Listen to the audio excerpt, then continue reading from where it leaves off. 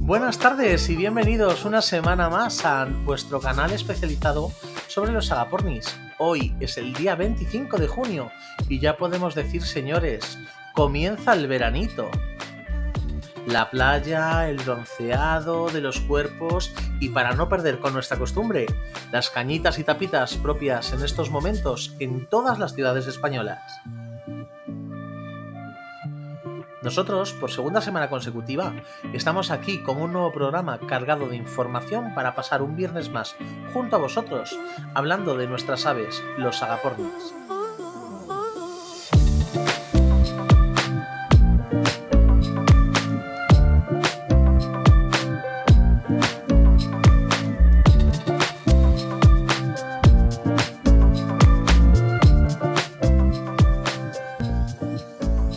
En el día de hoy hablaremos acerca de los papilleros y qué cuidados se necesitan tener en cuenta si decidimos hacernos con uno por primera vez. Son las 7:06 en las Islas Canarias y comenzamos con el cabecero de programa. Palabra de agapornis. El podcast que marca un antes y un después en esta afición ornitológica. Pionero en el tratamiento de información sobre todo lo relacionado en tus agapornis. Con Pedro Vigier. Quédate con nosotros. Arrancamos.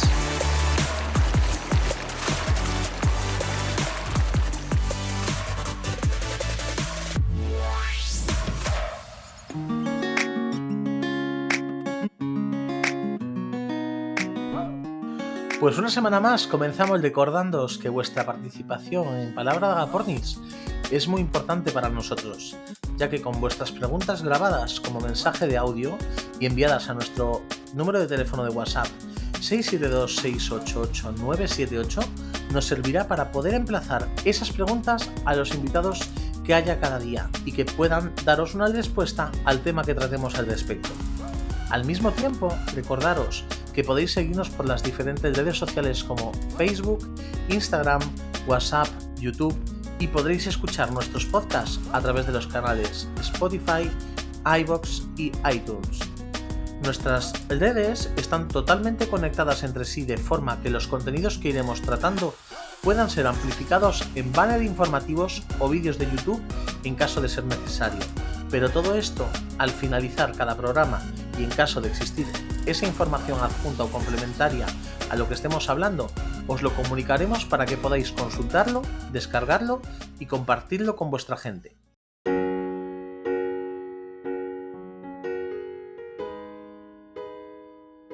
Los agapornis, como muchos ya sabéis, son una de las especies exóticas que en los últimos años más ha crecido su demanda y adquisición en los hogares en toda España.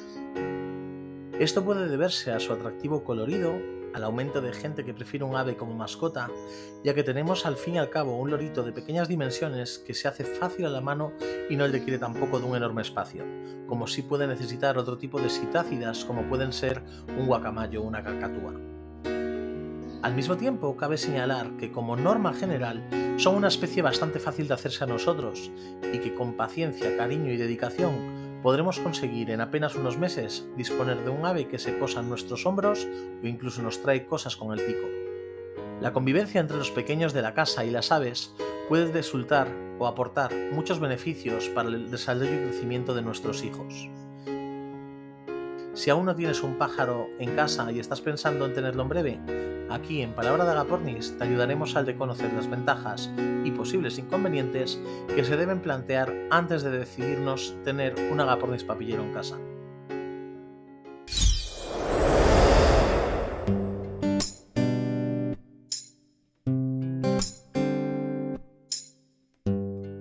Según los últimos datos de la ANFAC, Asociación Nacional de Fabricantes de Alimentos para Animales de Compañía, Junto con perros y gatos, las aves, según los datos del 2019, son uno de los animales preferidos en España, contabilizándose más de 6.991.027 hogares y solo superado por la gente que prefiere el mundo de la acuariofilia. Dicho de otro modo, la gente que prefiere tener un acuario en casa. En España hay más de 28 millones de mascotas. En más del 40% de los hogares hay un animal doméstico, cifra que ha crecido considerablemente en los últimos 10 años, pero que todavía es menor que los países de la Unión Europea de nuestro entorno. Aunque el programa de hoy trata de hablar de las pautas o cuidados que debemos tener en cuenta con nuestro primer papillero, quisiéramos mencionar seriamente que un pájaro no es un juguete y que cuando decidimos adquirir uno, asumimos una responsabilidad grande, ya que la vida de ese animal va a depender de nosotros. Es por ello que antes de continuar con la adquisición de tu primer papillero, entiendas que conllevará paciencia, tiempo y ser muy minucioso y preciso en sus cuidados los primeros meses de vida. Al igual que ocurre con el resto de animales, es conveniente saber que si pensábamos en adquirir un papillero porque tenemos niños a los que queremos ver cuidar a su agapornis, debemos inculcarles desde el primer momento en el amor y cuidado a los animales. Una mascota tan pequeña es frágil y requiere de una persona constante y cuidadosa hasta que al menos lo lleguemos a sacar del Fauna Box, que en breves os hablaremos también sobre este tema. Desde Agapornis España queremos concienciar en estos cuidados de adquirir un papillero o un ave adulta, ya que sus requerimientos serán diferentes. Por ello hemos creado 2 flyers para ofrecer a empresas físicas o para que todos vosotros, al ofrecer o regalar un ave, compartáis toda la información para que estos animales estén bien cuidados. El disponer de un papillero puede ayudar para comenzar a inculcar una serie de valores a los más pequeños, como la responsabilidad, el esfuerzo, el respeto a los animales y el entorno. Pero también la recompensa de ver cómo esa mascota que vive con nosotros crece y se desarrolla sana con nuestros cuidados hasta que empieza a volar y a solicitarnos mimos en nuestro hombro o bien jugar en nuestra mano con las puntas de los bolígrafos. Las ventajas de adquirir un papillero como mascota se encuentran fundamentalmente en la necesidad de un menor número de cuidados con respecto a los necesarios en otros animales o mascotas. Si atendemos adecuadamente a nuestros agapornis con una buena alimentación, un bebedero para que no le falte agua y mantenemos su jaula adecuadamente con una limpieza frecuente y no sobrecargada de artículos o juguetes, podremos disfrutar observando un pájaro sano y feliz, evitando posibles estreses.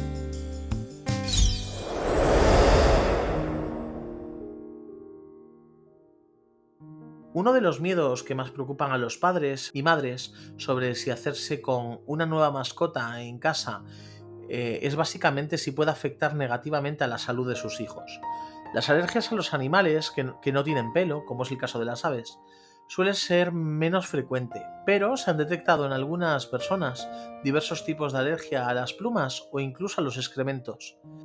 A continuación vamos a hablar con el doctor Pedro Ojeda de la Clínica de Asma y Alergia Doctores Ojeda en Madrid, donde vamos a preguntar sobre este tema más concretamente para que podáis haceros todos los oyentes de Palabra de Agapornis una idea sobre esta problemática y de las alergias en general.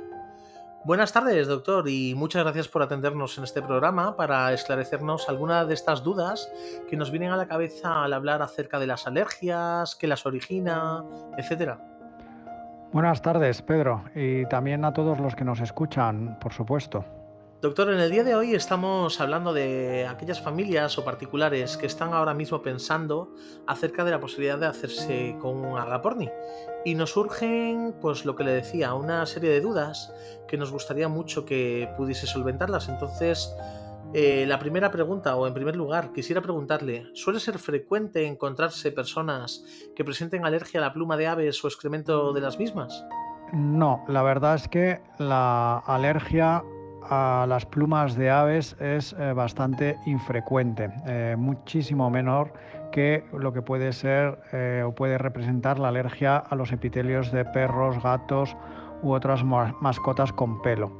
No hay datos muy fiables al respecto de la alergia a las plumas, pero sí la experiencia clínica que se tiene es que es una alergia muy infrecuente. Aparte que los síntomas suelen ser bastante distintos a lo que es una alergia común al epitelio del perro o el epitelio del gato, que se suele manifestar con síntomas de rinoconjuntivitis, estornudos, picores de ojos, picor de nariz, o síntomas de asma como opresión en el pecho, dificultad para respirar o silbidos en el pecho, con la exposición de forma inmediata a la exposición al perro o al gato. En el caso concreto de la alergia a las plumas, este tipo de síntomas es muy infrecuente, y en cambio la presentación clínica suele ser más la de lo que llamamos una neumonitis por hipersensibilidad, o también llamada alveolitis, con V, alveolitis alérgica extrínseca.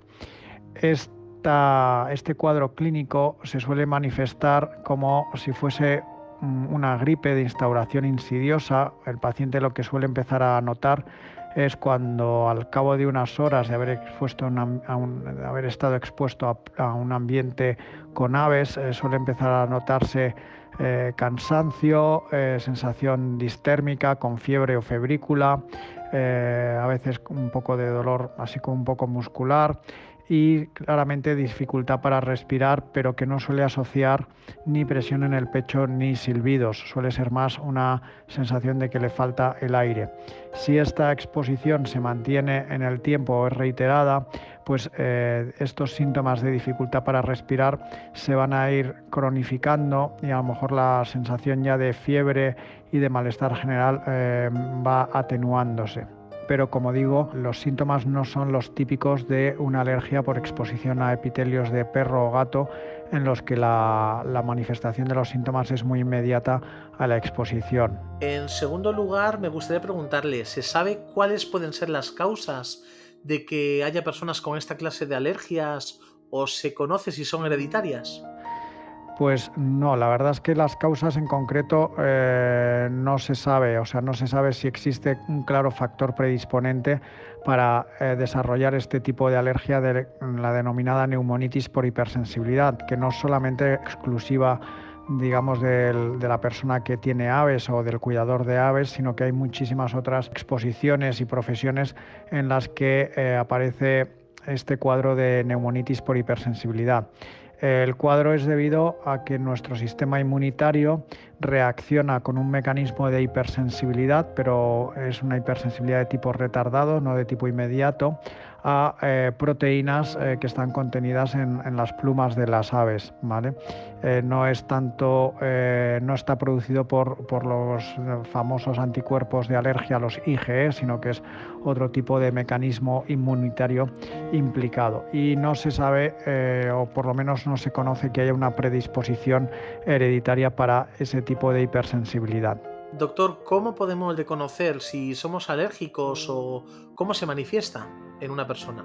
Bueno, pues ya he dado pinceladas en la primera pregunta sobre cuáles son las manifestaciones de este tipo de alergia a plumas, que básicamente es lo que he comentado. Los síntomas no aparecen de forma inmediata a la exposición, sino que puede ser al cabo de unas horas, en las que la persona empieza a manifestar pues sensación de cansancio, empieza a manifestar una dificultad para respirar que va en aumento a lo largo de horas, y si la exposición es reiterada, pues aumentaría a lo largo de días, y es típico que en las primeras fases también pues pueda aparecer cuadro así como un poco como gripal, como si estuviésemos con gripe, con dolores musculares e incluso con aparición de fiebre en las horas siguientes a haber tenido la exposición.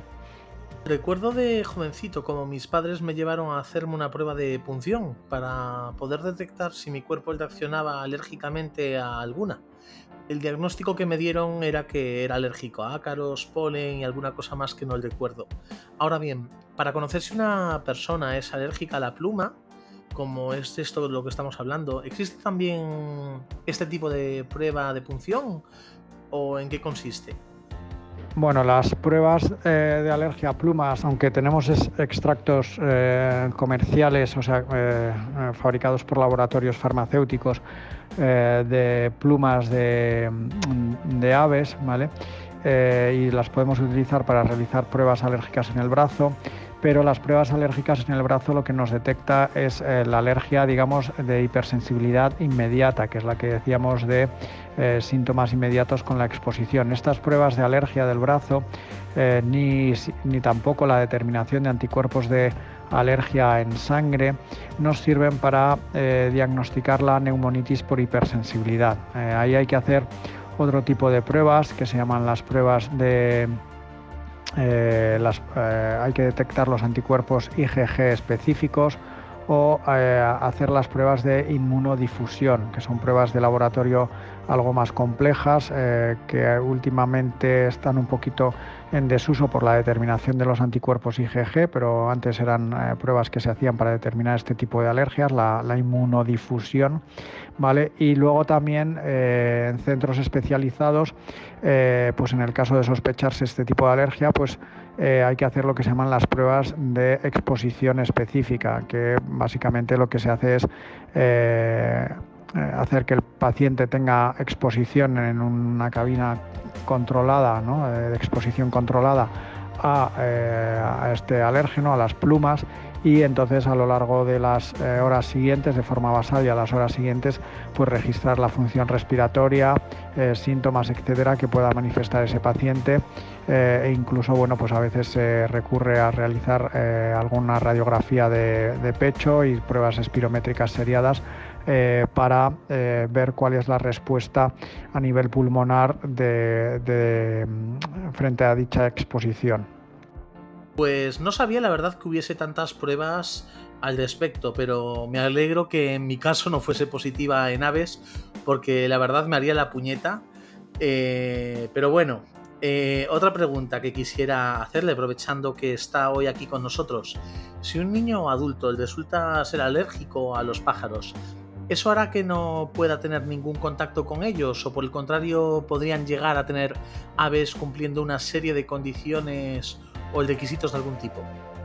Bueno, pues en el caso de que se diagnostique pues una alergia, ya sea de hipersensibilidad inmediata o este tipo de hipersensibilidad más retardada, de neumonitis por hipersensibilidad, la recomendación fundamental es que ese individuo deje de tener exposición a cualquier tipo de pluma, no solamente de un pájaro en concreto, sino todo tipo de plumas. Incluso hay que instruirle en que evite prendas que puedan llevar plumas, como anoraks o almohadas de plumas, exposición a cojines de plumas, etcétera, porque la proteína responsable o las proteínas responsables de inducir esa respuesta de hipersensibilidad se van a vehiculizar al aire y el individuo las va a inhalar y por tanto tener una respuesta de tipo alérgico, pues cuando digamos pues esté durmiendo con una almohada de plumas o se ponga una prenda que lleve plumas, aunque esto es más difícil, ¿no? Porque ahí digamos el escape de la proteína puede ser menor, ¿vale? Pero bueno, digamos la instrucción es que evite exposición a ambientes con pájaros, donde hay la pluma, pues claro, lógicamente el alérgeno está muy aerosolizado, y también evite objetos en el domicilio que puedan contener plumas, sobre todo cojines y almohadas. En principio, hombre, si no tuviese más remedio que tener dicha exposición, lo que desde luego se recomendaría es el uso de filtros especiales de purificadores de aire especiales con filtros de alta eficiencia y preferentemente además con carga electrostática para fijar proteínas en los filtros, y luego por supuesto el uso de mascarillas con un alto poder de filtración, ¿vale? Esto pues ya pensando más en personas que por su exposición laboral no pudiesen evitar, por su condición laboral no pudiesen evitar dicha exposición, ¿vale? Pero vamos, desde luego, si es en un domicilio, lo que está claramente indicado es que no haya plumas y que no haya pájaros en el domicilio de ese paciente. Aprovecho para preguntarle también sobre otro tema que es bastante frecuente en el mundo ornitológico, sobre los ácaros, ya que muchos usuarios participantes en nuestras plataformas sociales nos comentan que suelen verlos en algunas superficies moverse y se preguntan, ¿resultan perjudiciales para nosotros? En primer lugar, lo que debemos comentar es que los ácaros, los que inducen alergias, son microscópicos, ¿vale? Es decir, no son visibles a simple vista, ¿vale? Salvo que haya una gran cantidad de ácaros y se vean sobre una superficie oscura, ¿vale? Y aún así, a simple vista, sería muy difícil verlos porque, ya digo, su tamaño es microscópico. Otra cosa es que, lo que puedan estar viendo sean otro tipo de arácnidos o de artrópodos, ¿vale? Que sean de un tamaño algo mayor, ¿vale? Ahora, ¿qué síntomas pueden producir los ácaros? Pues ahí sí que puede ser el de una alergia de hipersensibilidad inmediata, es decir, síntomas de rinitis, estornudos, congestión de la nariz, picor, etcétera, y también síntomas oculares, aunque son algo menos frecuentes en el caso de la alergia a los ácaros, y también asma, ¿vale? Dificultad para respirar, ruidos en el pecho, opresión en el pecho. ¿Existen varios tipos de ácaros que afecten a las aves y o personas? ¿Cómo se pueden reconocer si es que se pueden? Solo sé que a veces vemos imágenes de pequeños puntos blancos moviéndose en alguna superficie, pero ¿qué nos pueden contar sobre eso? Pues en principio vamos a ver, como he comentado en la pregunta anterior, los ácaros son visibles al microscopio. Pues un experto, entomólogo, pues puede diferenciar la familia y la especie de ácaro que está visualizando en ese momento. Efectivamente puede haber distintos tipos de ácaros o distintas familias que estén presentes en el polvo de la casa o incluso en el tegumento de las personas, que también hay ácaros en los tegumentos de las personas, y pueden ser distintos a los que haya en las aves, ¿vale? En cualquier caso, los ácaros tienen lo que se llama bastante reactividad cruzada entre sí, sobre todo los ácaros que se llaman de la familia dermatofagoides, ¿vale? Con lo cual, cuando uno se sensibiliza a un tipo de ácaro, es fácil que se sensibilice a otro tipo.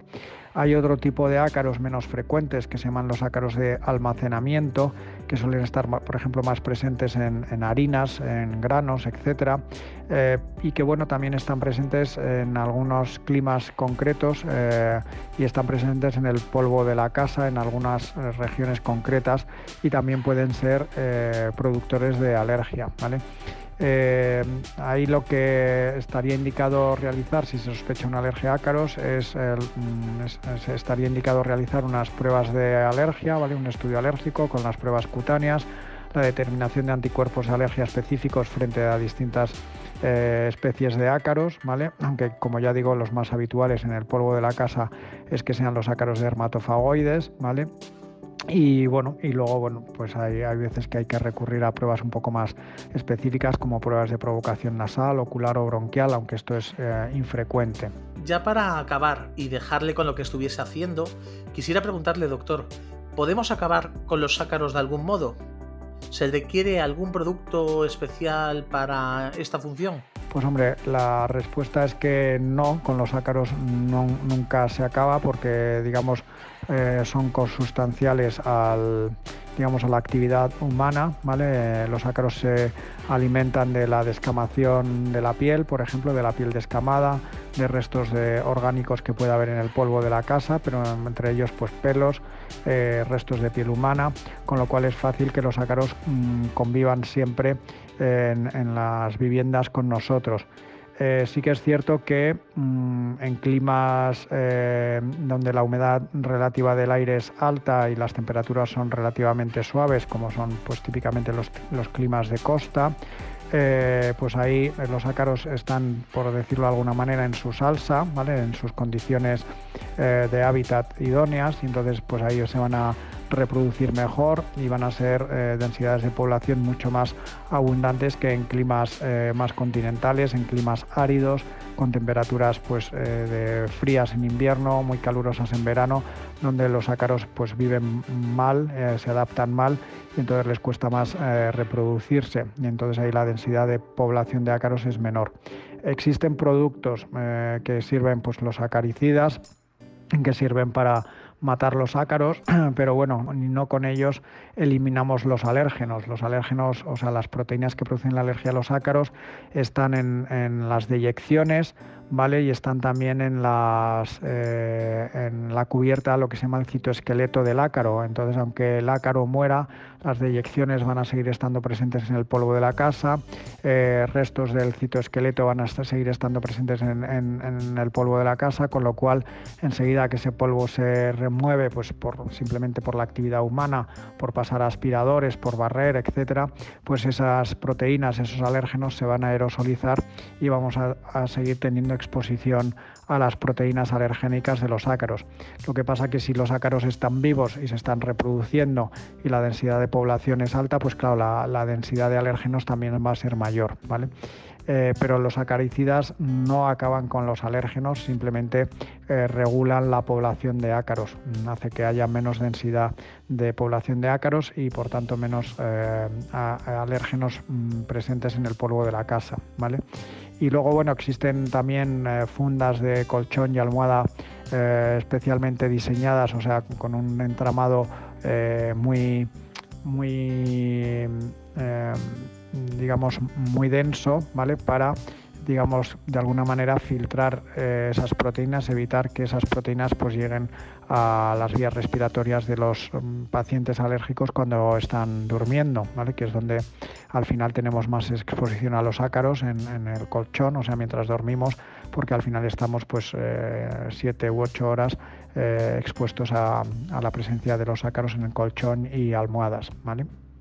Para finalizar, pues bueno, sí que comentar que bueno, la recomendación es que en toda persona en la que sospecha que puede tener alergia, algún tipo de alérgeno ambiental, ya sea pólenes, ácaros y animales y por supuesto alergia a aves, ¿vale? Que ya digo, insisto, que la alergia a las aves, su forma de manifestarse es bastante distinta de lo que es una alergia a epitelios de animales, pues eso, de perro o gato, ¿vale? Pero que ante sospecha de que pueda existir una alergia, que no dejen de consultar a un alergólogo, ¿vale? Porque es el especialista indicado para realizar todo el estudio alérgico adecuado y para poder implementar los tratamientos más idóneos de una forma individualizada.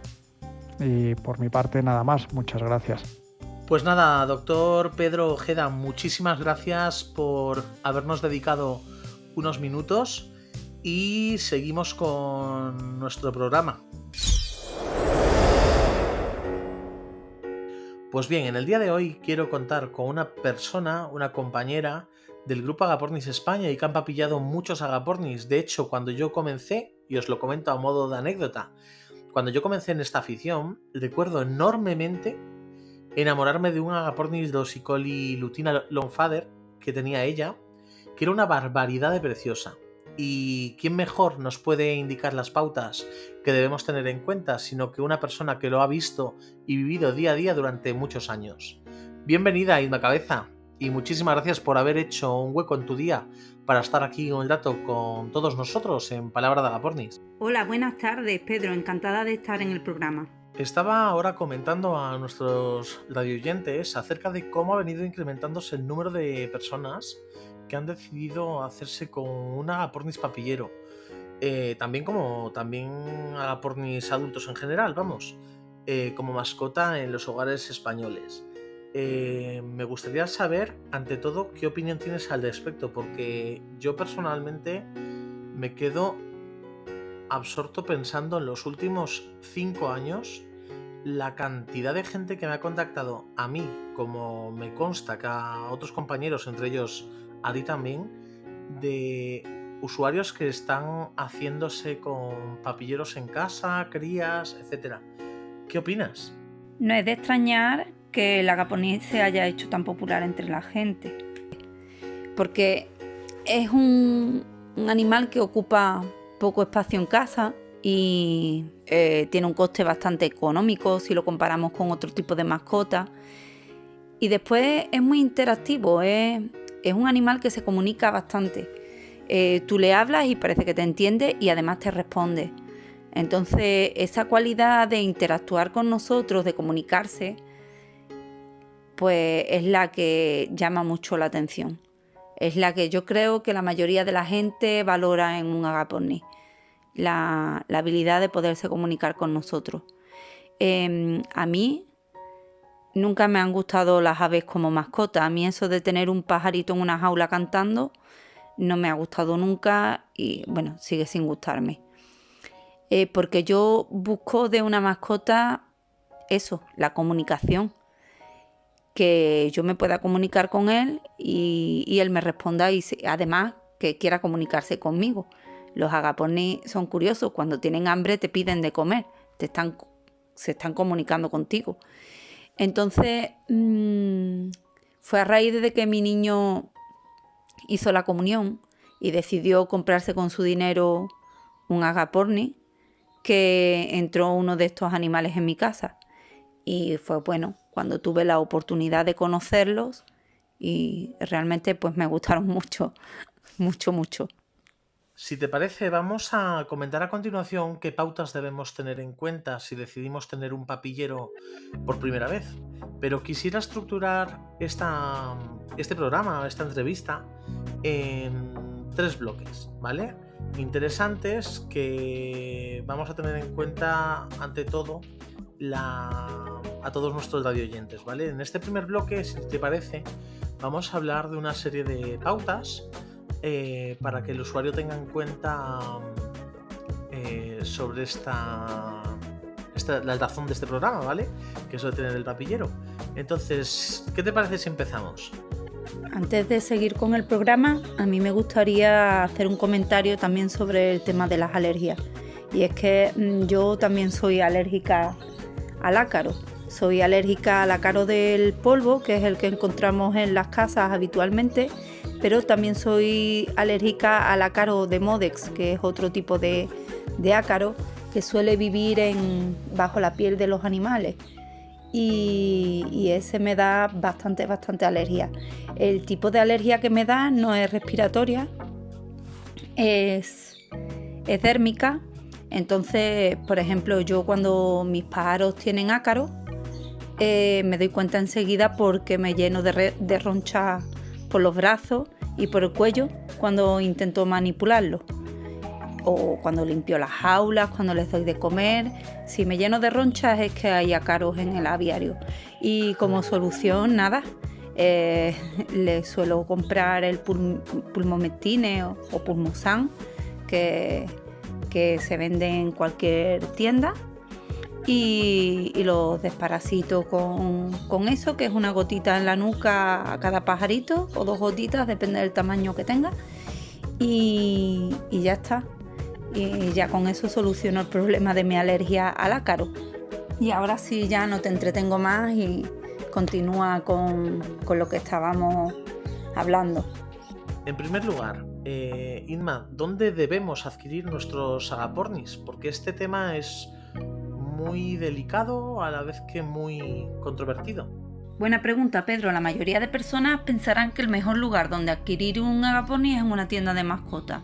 Sin embargo, esto no es así, porque en la tienda de mascotas ellos no están obligados a saber la procedencia del ave y tampoco el sexo y tampoco la edad exacta del animal.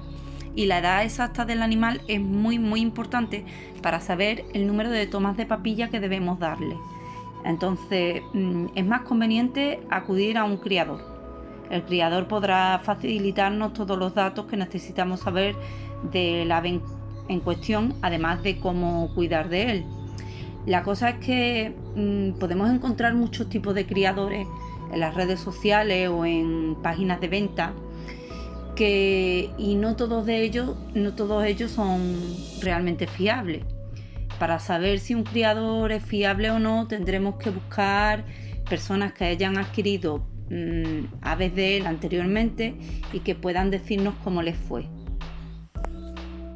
Buscaremos que estén cerca de casa para evitar que el pájaro tenga que viajar un largo recorrido, pues es pequeño y el viaje muchas veces les puede estresar y el estrés no es conveniente para un papillero. Además buscaremos un criador que anille a las aves, puesto que la anilla es el método de identificación que tienen las aves y es muy importante que estén anillados. Una de las maneras más fáciles de saber si el criador realmente es de fiar o no es comprobando que nos ofrece un pájaro en la edad adecuada, que está sano, y debemos de preguntarle sobre sus cuidados con anterioridad y comprobar que nos está orientando adecuadamente. Por otro lado, me gustaría preguntarte, ¿con qué edad recomendarías o deberíamos estar pensando en solicitar un papillero a un criador en una tienda? ¿15 días, 20 días, 30 días? Para criar un pájaro a papilla es recomendable esperar a que tenga un mínimo de 20 días.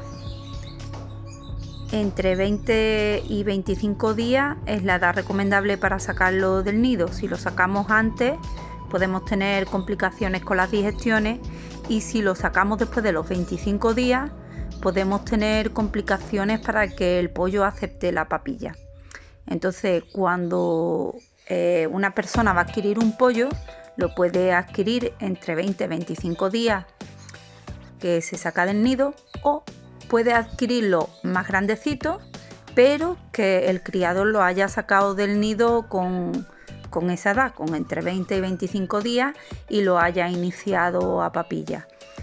Para principiantes que no hayan criado antes un pollo a papilla y que no se atrevan, porque realmente no es tan complicado, pero hay personas pues que no tienen confianza y prefieren cogerlos un poquito más grandes, pues esas personas pueden optar a adquirir un pollo con más edad, con 30, 35, 45 días, que estén a menos tomas, a 3 tomas, a 2 tomas, a 1 toma, depende de la edad, pero que previamente haya sido sacado del nido con 20-25 días por el criador y que éste lo haya estado alimentando a papilla durante este tiempo. Inma, y en el momento que vamos a buscar nuestro pollo en tienda o a la casa del criador, ¿en qué debemos fijarnos para saber si está sano? Cuando vayamos a recoger el pollo, pues nos fijaremos en varias cositas para saber si nuestro pájaro está sano o enfermo. Hay veces que están enfermos y no se puede ver a simple vista, pero nosotros nos fijaremos en los ojitos, en el pico, en las patas y en la pluma. El pico no debe de tener deformidades ni escamas, debe de estar completo. En el interior de la boca no deben de haber costras blancas. Los ojitos deben de estar abiertos y deben de ser brillantes, negros, no deben de tener lagañas, ni deben de soltar agüillas, ni por la nariz ni por los ojos. Y las patas deben de tener la piel lisa, las uñas correctas, no deben de tener escamas, ni deben de tener lesiones de ningún tipo. Y veremos que las patitas ya con 20 días las tienen bastante juntitas la una a la otra. Todavía el pájaro puede ser que no se tenga en pie, que no levante su propio peso, pero sí que no tenga las caderas excesivamente separadas, que esto indicaría que el pollo tiene patas de rana. Y hablando de la parte más visual, que al fin y al cabo es lo primero que vamos a ver, ¿en qué debemos fijarnos en el plumaje de un agaporní? En cuanto a la pluma, pues a veces nos vamos a encontrar con pollos que han sufrido picaje en el nido. Esto es normal y no es preocupante. A veces los padres pican las plumas o el plumón de los pollos en el nido y les quitan las plumas y el plumón. Nosotros lo que vamos a mirar es que la piel debajo de la pluma, la que queda expuesta, está sana y no tiene lesiones y no está irritada ni inflamada, para descartar que haya posibles infecciones por hongo, ácaro o cualquier otro tipo de enfermedad. Es importante también, cuando recojamos nuestro pollito, pasar por el veterinario que le haga una revisión general, el veterinario de zoótico, obviamente. Y el veterinario pues nos garantizará que el pollo viene sano. Inma, y en cuanto, ¿qué tipo de agaporni recomendarías para hacerlo papillero? ¿Ves importancia en que sea un Rossicoli, un Fisher, un Personata? Pedro, la única experiencia que tengo yo criando pájaros a papilla es con Rossicoli. No tengo otra experiencia. Pero tengo leído que viene a ser prácticamente lo mismo, tanto en carácter como a la hora de dar papilla viene a ser lo mismo. Sin embargo, si tengo que recomendar una especie en concreto para principiantes, recomendaría el Rossicoli. ¿Por qué? Pues mira, el motivo más importante es porque en el Rossicoli es mucho más fácil saber cuándo tenemos un Rossicoli puro o un Rossicoli híbrido. Es decir, no sería Rossicoli, sería híbrido. Y en Personatas y Fisher eso es mucho más complicado, porque cuando tenemos un híbrido de Personata con Fisher, cuando son bebés de 20 días, la mayoría de las veces no se nota. Se nota cuando ya tienen la pluma fuera o incluso muchas veces cuando ya son adultos. Entonces, el Rossicoli nos va a garantizar que estamos adquiriendo un Agapornis puro, de una especie pura. Y el otro motivo es porque el Rossicoli tiene muchas mutaciones ligadas al sexo. Entonces podemos encontrar pájaros autocesados. Si vamos buscando un papillero de un sexo concreto, pues en el Rossicoli va a ser mucho más fácil encontrarlo. Cesar por ADN pollos para entregar con 20-25 días es complicado, porque tienes un tiempo limitado para enviar las muestras y recibir los resultados. Entonces, la mayoría de los criadores no lo hacen. No lo hacen porque, ya te digo, es muy complicado, tienes que cesar el nido entero y muchas veces pues no merece la pena hacerlo. Otro motivo puede ser el económico. Hay muchas especies de Agapornis, como bien dices al principio del programa, y cuanto más rara es la especie, cuanto menos fácil es de encontrarla, más sube el precio. El Rossicoli es una de las especies más extendidas, con lo que es una de las especies quizás más económicas que podemos encontrar. A modo de anécdota, Inma, contar mi experiencia, ya que tú, por ejemplo, comentas que tu experiencia es de Rossicolis. Yo personalmente empecé teniendo papillero, Personata y Fisher. Y la verdad que se hicieron perfectamente a mí. De hecho, en mi familia gustó muchísimo. Nunca me olvidaré de Pico, que era un Personata violeta encantador, buenísimo, cariñoso y todo.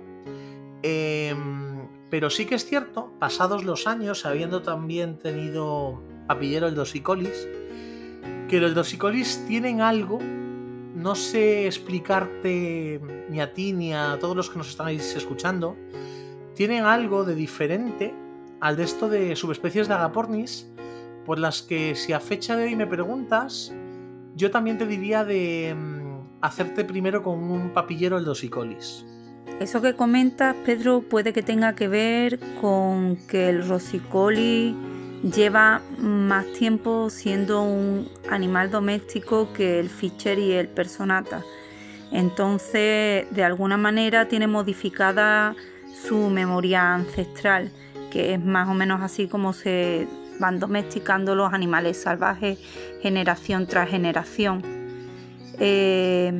Los animales todos nacen con un instinto, una memoria ancestral que se pasa de padres a hijos y que sirve para garantizar la supervivencia de la especie.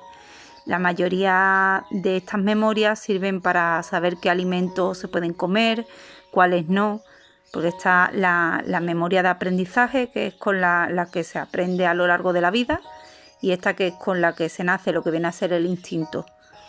Entonces, generación tras generación se va modificando esta memoria, este instinto, que en las especies menos domésticas les dice que tienen que huir de las personas, y en las especies más domésticas les dice que nosotros somos fuentes de seguridad y alimento. Entonces puede ser que el carácter de las distintas especies de Agapornis esté determinado por este tema.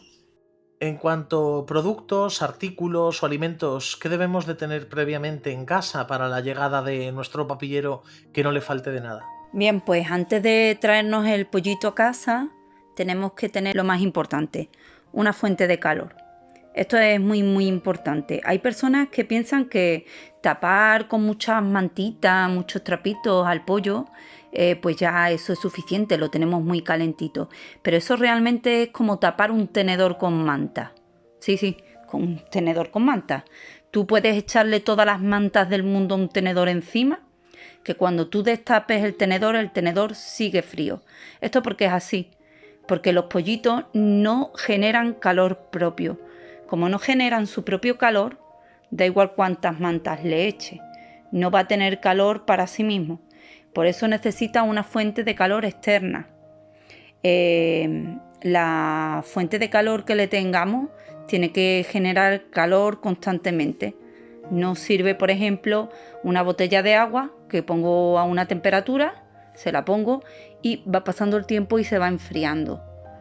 Eso no sirve. El calor tiene que ser constante, continuo. Entonces podemos encontrar muchas fuentes de calor. Están las mantitas eléctricas, los cables para reptiles, piedras para reptiles, una lámpara. Podemos utilizar cualquier cosa de esas. Así como aparatos más caseros, yo he llegado a utilizar el aparato del wifi o un TDT de esos antiguos. Tú lo enchufabas y generaba calor. Ponía el Faunavox encima del TDT y la verdad es que el calor que generaba el TDT era suficiente para el pollo. Eso es lo primero, la fuente de calor. Después necesitaremos un Faunavox, preferiblemente de plástico, porque el plástico se friega cómodamente, es higiénico. Hay gente que usa cajas de cartón. Las cajas de cartón no están mal, hacen el avío, pero son poco higiénicas. Cuando llevemos un tiempo con la caja de cartón hay que tirarla y poner otra, porque en los poros del cartón se acumulan bacterias, ¿vale? También necesitaremos el Faunavox. Debe de ser adecuado para el número de pollos que vayamos a tener. Eso es otra cosa importante también, porque si tenemos un Faunavox que es demasiado grande para un solo pollo, el calor se va a dispersar y entonces el pollo no va a tener suficiente calor. Entonces, si solo vamos a tener un pollo, pues buscaremos un Faunavox que sea relativamente pequeño. Si vamos a tener 4 pollos, pues buscaremos un Faunavox más amplio. Otra cosa que necesitaremos serán virutas de madera para poner en el fondo del Faunavox, para que absorba la humedad de las cacas, de los excrementos. Y papel de cocina para cubrir las virutas de madera, porque se han dado casos de algunos pollos que se han comido la viruta de madera. Entonces, para evitar esto, cubrimos las virutas de madera con un papel de cocina. Yo suelo ponerlo en doble y así aislamos al pollo de las virutas de madera. Además, lo uso un poco como de pañal, es decir, en cada toma cambio el papel de cocina y lo pongo limpio y se mantiene el pollo mucho más limpio, porque claro, tú no vas a cambiar las virutas de madera en cada toma. Generalmente las cambias una vez al día. Entonces, de esta manera, con el papel de cocina quitas los excrementos que hayan hecho de una toma a otra y se mantienen mucho más limpios. Para alimentarlos necesitaremos una jeringa de entre 5 y 10 milímetros, papilla específica para agapornis. Hay varias marcas en el mercado que están bastante bien y dan muy buenos resultados. Está Catisac, que es muy muy buena, con un alto índice de proteínas en su composición, y Nutrivir A21, que es una de las más utilizadas. Pistacus me gusta mucho también, y recientemente estoy probando una que ha sacado Bellers nueva. Todavía no puedo decir si me gusta o no, tengo que esperar a que los pollos crezcan para decirlo. También recomiendo tener a mano siempre un choque vitamínico. Yo siempre recomiendo Anima Extract porque es bastante fácil de usar, porque se puede dar directo al pico o diluido en la papilla, y al ser natural, de composición natural, no tiene contraindicaciones para los pollitos. Hacer una anotación al respecto a lo que estás hablando, ya que no todos los usuarios confían y hacen sus compras online, y a lo mejor en las tiendas de su zona no encuentran justo esa marca de Anima Extract. Pues bien, podéis encontrar muchas otras marcas que también son choques vitamínicos, como son Necton, Tavernil, Pax Pharma y otras muchas que no estamos comentando. De todos modos, si queréis adquirir concretamente el Anima Extract porque os da más confianza y porque lo estamos comentando aquí, comentaros que podéis solicitarlo en vuestra farmacia de zona, que os lo pueden conseguir sin problema alguno. Pues bueno, seguimos con las preguntas. Y en cuanto a qué necesidades tiene un agapornis papillero para salir adelante hasta que pasa del fauna box a la jaula, ¿es complicado? Bueno, los cuidados que necesita un papillero para salir con éxito adelante no son muy difíciles. Básicamente tiene que tener calor constante. Cuanto más pequeños son, más calor necesitan. Así un pollo recién nacido necesita una temperatura más próxima a la temperatura de incubación, que suele rondar entre los 37 y 38 grados. Y a medida que el pollo va creciendo, pues va necesitando menos temperatura. Un pollo de unos 20-25 días pues necesita entre 35 o 30 grados. No necesita más. Y ya cuando está emplumado, pues la temperatura va bajando a 25. Necesitan también comer muy frecuentemente, y lo mismo que pasa con el calor. Cuanto más chico es el pollo, necesita comer menos cantidad, más veces al día. Un pollito recién nacido puede comer 0,5 mililitros cada hora aproximadamente. Fíjate tú, 24 horas dando de comer así. Y un pollo de unos 20-25 días pues necesitará comer una media de entre 4 y 5 veces al día, cada 5 o 6 horas, depende de la cantidad de papilla que coma en ese momento. La papilla tiene que estar siempre calentita. La papilla se le da a unos 38 grados centígrados. ¿Y cómo podemos saber que está a 38 grados de temperatura adecuada para dársela? Al poner la gota de papilla sobre esa zona caliente, pues si notamos frío es porque esa papilla es inferior a la temperatura que tenemos en esa zona en ese momento. Y si notamos calor es porque esa temperatura es superior a la temperatura que tenemos ahí en ese momento. Entonces, si nos basamos en que el interior de nuestra muñeca va a tener aproximadamente unos 38 grados, que es la temperatura que debería de tener el interior de nuestro cuerpo, entonces basándonos en eso, si notamos frío es que la papilla está por debajo de esa temperatura, y si notamos excesivo calor es porque la papilla va a estar por encima de esa temperatura.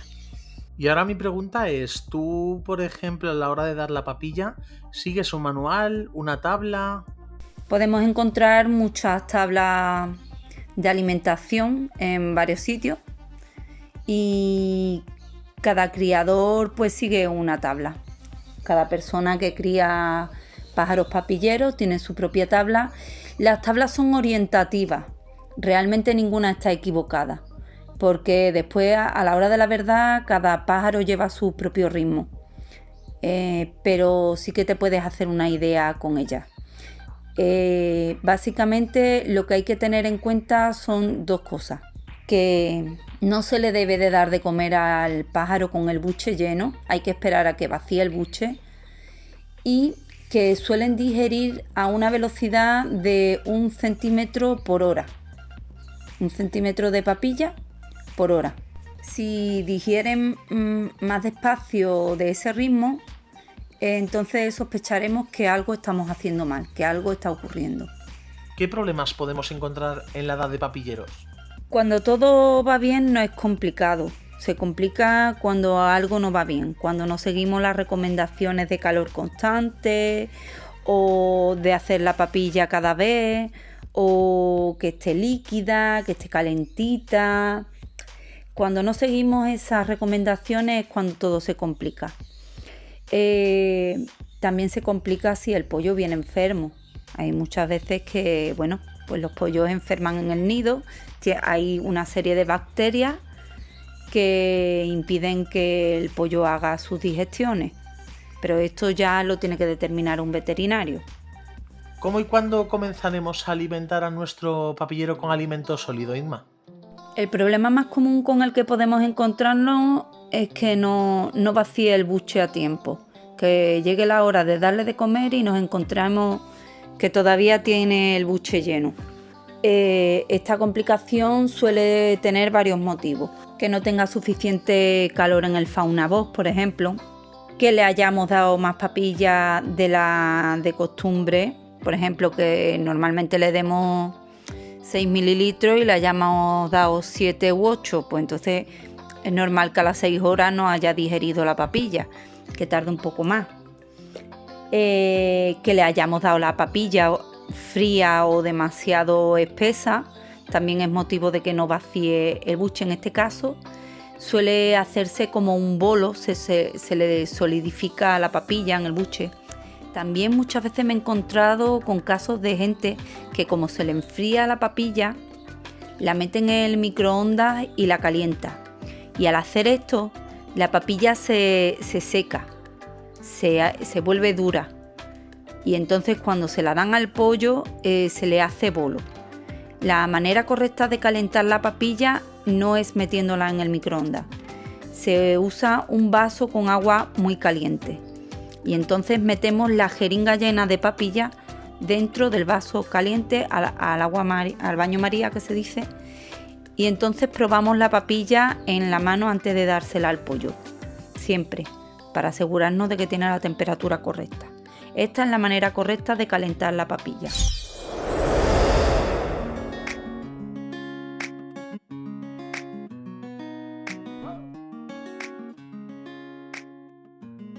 Bueno, Inma, por necesidades del tema que estamos tratando, voy a invitarte a estar aquí la semana que viene y acabar de tratar todas estas cosillas que me he quedado sin preguntarte, por lo que ¿tienes algún problema con volver a estar con todos nosotros en Palabra de Agapornis la próxima semana?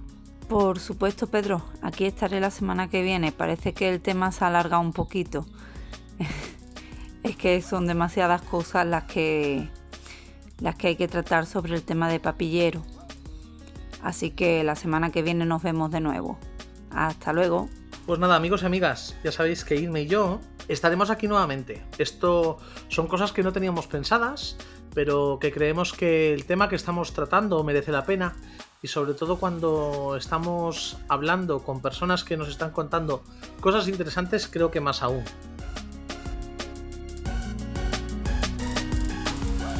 Para el programa de la próxima semana seguiremos analizando problemas como la mala digestión de la papilla, como también daremos paso a la sección de preguntas del público que tendremos en todos los programas, donde siempre tenéis un espacio en el que podéis mandarnos vuestras preguntas pertinentes al WhatsApp 672-688-978, y ya sabéis, nos decís: hola, mi nombre es, seguido de la pregunta que queréis, y ya está.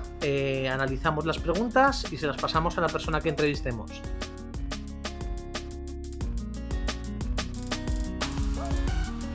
Lo dicho, muchas gracias a todos por seguirnos una semana más, y nos vemos aquí el próximo viernes a las 7 de la tarde, 6 en las Islas Canarias, en vuestro programa Palabra de Agapornis.